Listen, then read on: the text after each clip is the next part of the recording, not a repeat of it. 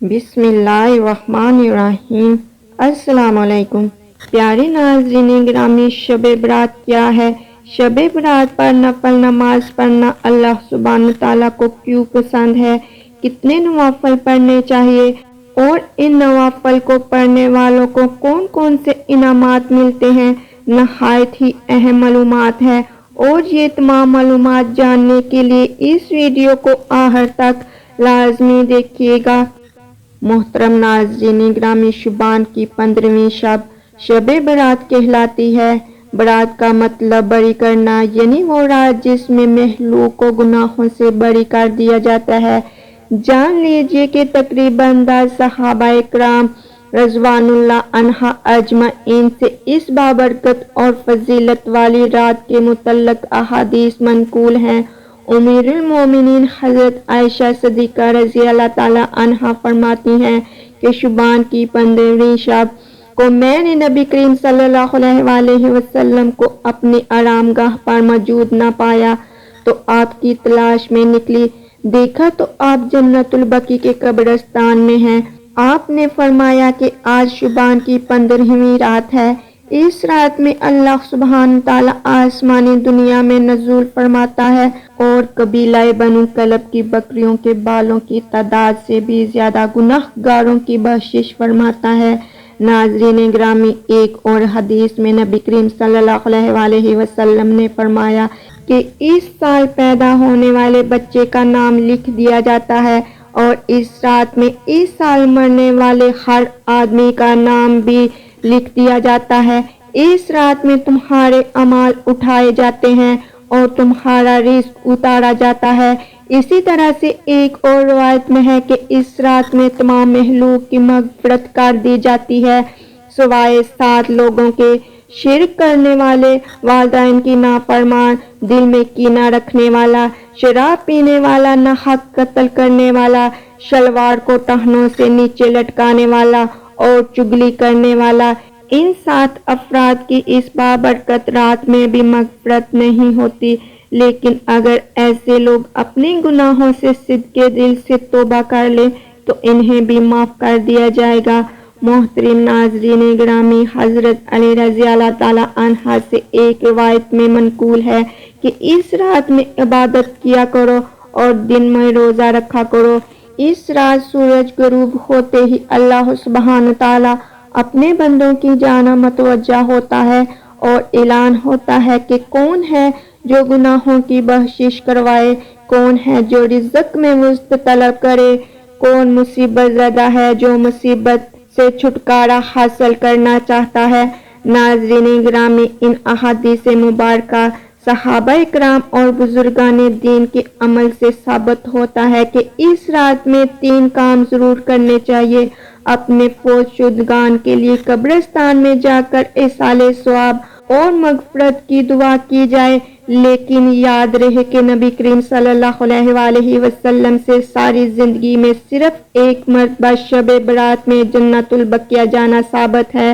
اس لیے اگر کوئی شخص اپنی پوری زندگی میں ایک مرتبہ بھی اتباع سنت کی نیت سے چلا جائے تو اس کے لیے اور فوت شدگان کے لیے ثواب کا باعث ہے۔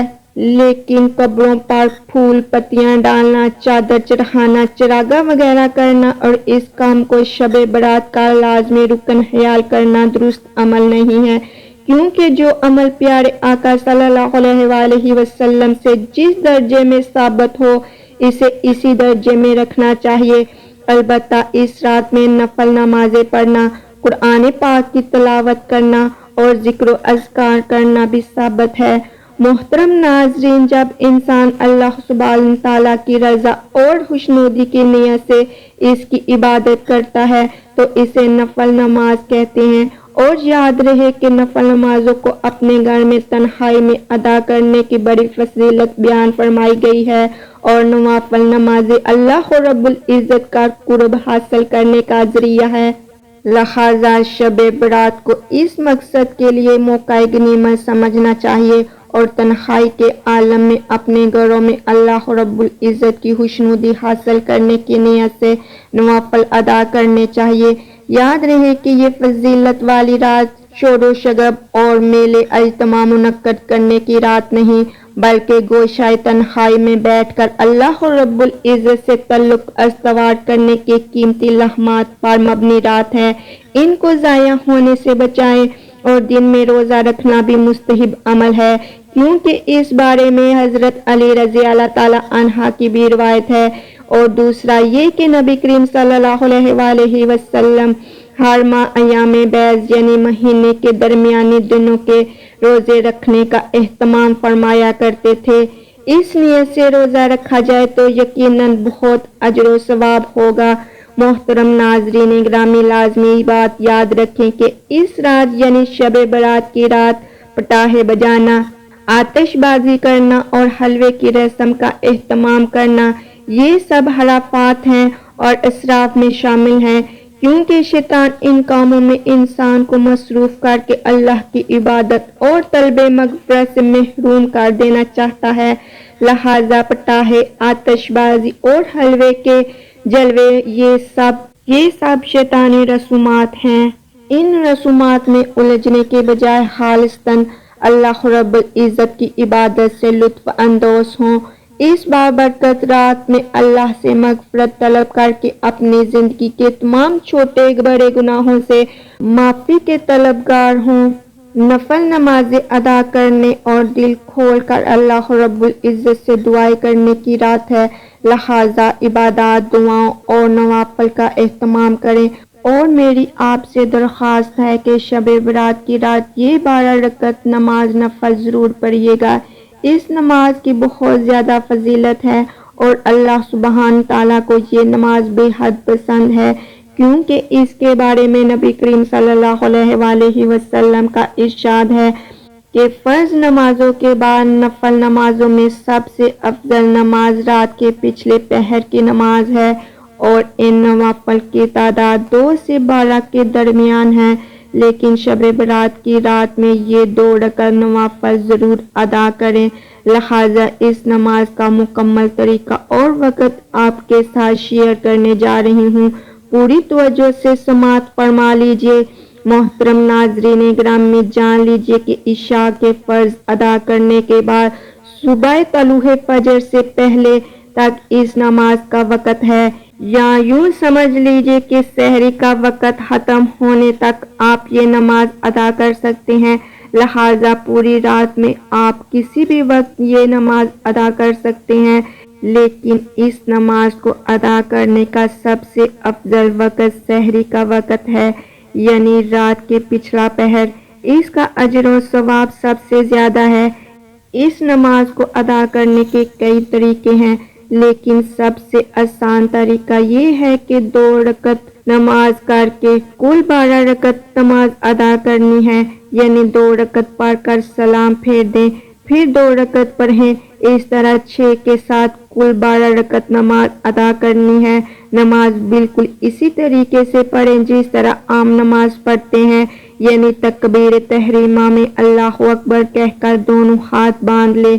सबसे पहले सना पढ़ें, फिर तौज़ और तस्मिया यानी औज़ बिल्लाह और बिस्मिल्लाह के बाद सूरह फातिहा यानी अल्हम्दुलिल्लाह वाली सूरत पढ़ेंगे और इसके बाद कोई सी भी दूसरी सूरत पढ़ सकते हैं जो भी आपको आती है। मिसाल के तौर पर अगर आपको सूरह कौसर याद है तो वो पढ़ ले, या सूरत इखलास पढ़ ले, या कोई भी सूरत अगर आप पढ़ना चाहते हैं तो इसे अल्हम्दु शरीफ के बाद पढ़ लें।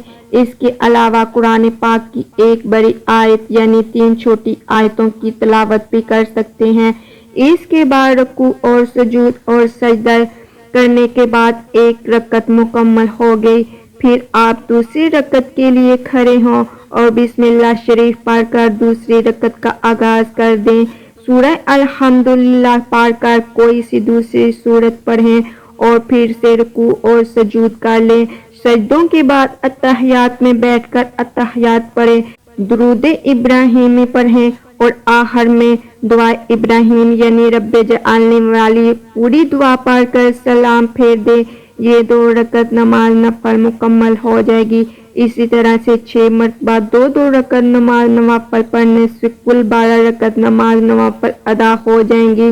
محترم ناظرین، اس نماز کی نیت تو تب ہی ہو جائے گی جب آپ اس کا دل سے ارادہ کر لیں گے، اور یاد رکھیں کہ نیکی کے کام کا جب بھی ارادہ کر لیں اس کا ثواب اسی وقت سے شروع ہو جاتا ہے۔